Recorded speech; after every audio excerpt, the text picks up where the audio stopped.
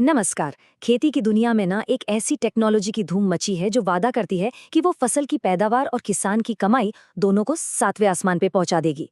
लेकिन क्या इस सिक्के का सिर्फ एक ही पहलू है या फिर इसमें कुछ ऐसे खतरे भी हैं जो हमें दिख नहीं रहे?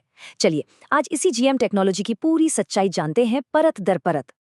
हर सीजन की एक ही कहानी। दिन रात एक करके फसल तैयार करो और फिर अचानक कीटों का हमला होता है और सारी मेहनत पर पानी फिर जाता है।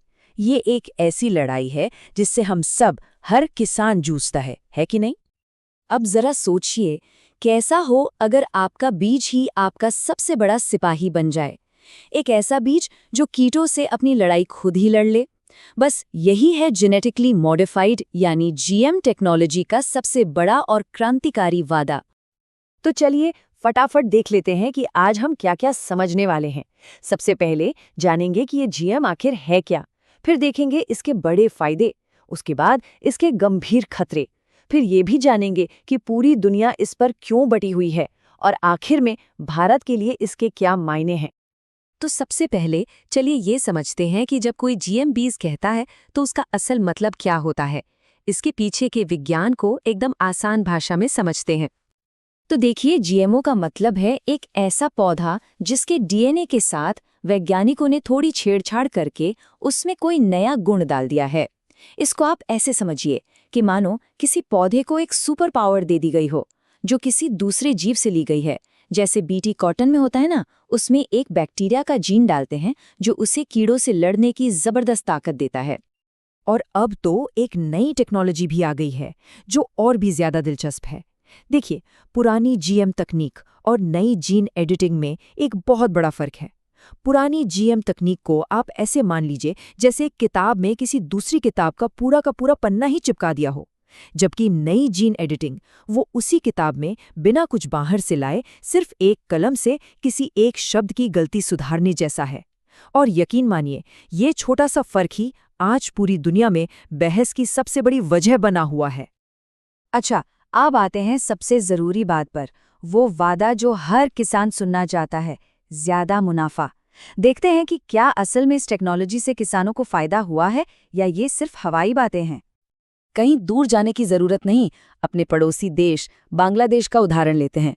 वहां बीटी बैगन पर एक बहुत बड़ी स्टडी हुई और पता है नतीजा क्या निकला? किसानों का कीटनाशक पर होने वाला खर्च सीधा 47% तक कम हो गया। मतलब लगभग आधा खर्च खत्म। और बात यहीं खत्म नहीं होती। उसी स्टडी में ये भी सामने आया कि उन किसानों की बैंगन की पैदावार भी 19% बढ़ गई।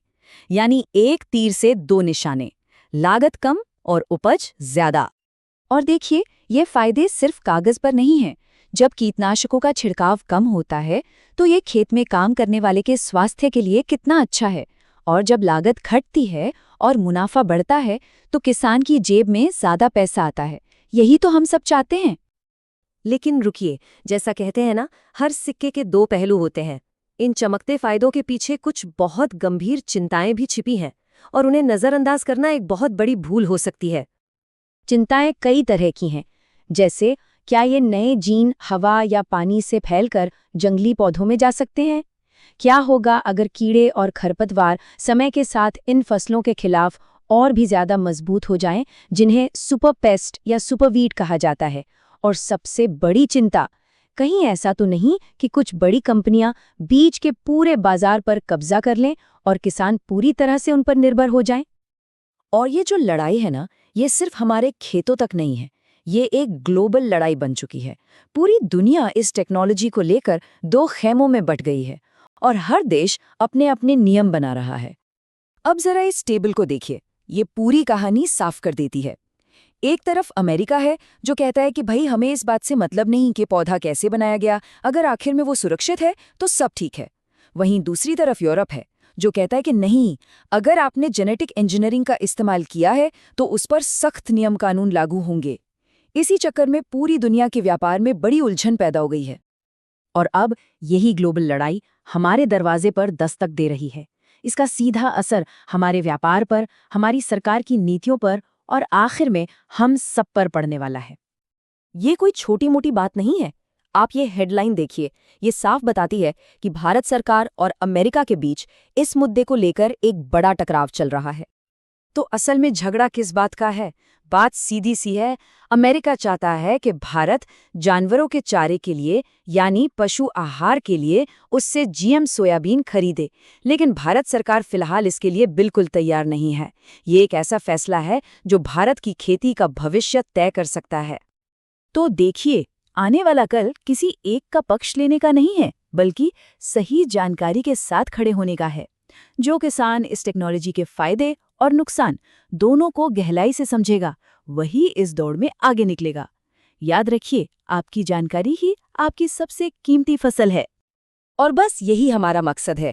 इस चैनल पर हम आपको वही सच्ची और निष्पक्ष जानकारी देना चाहते हैं, ताकि जब भी कोई नई टेक्नोलॉजी आए या कोई नया मौका बने तो आप उसके फायदे उठाने वालों में सबसे आगे खड़े हों।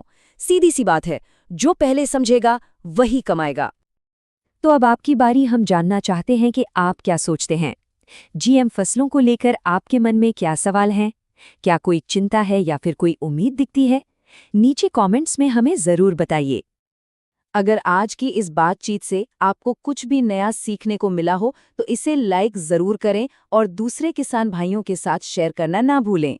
और हाँ, आगे भी ऐसी ही काम की जानकारी के लिए चैनल को सब्सक्राइब करके वो जो घंटी का बटन है ना, उसे दबाना बिल्कुल मत भूलिएगा।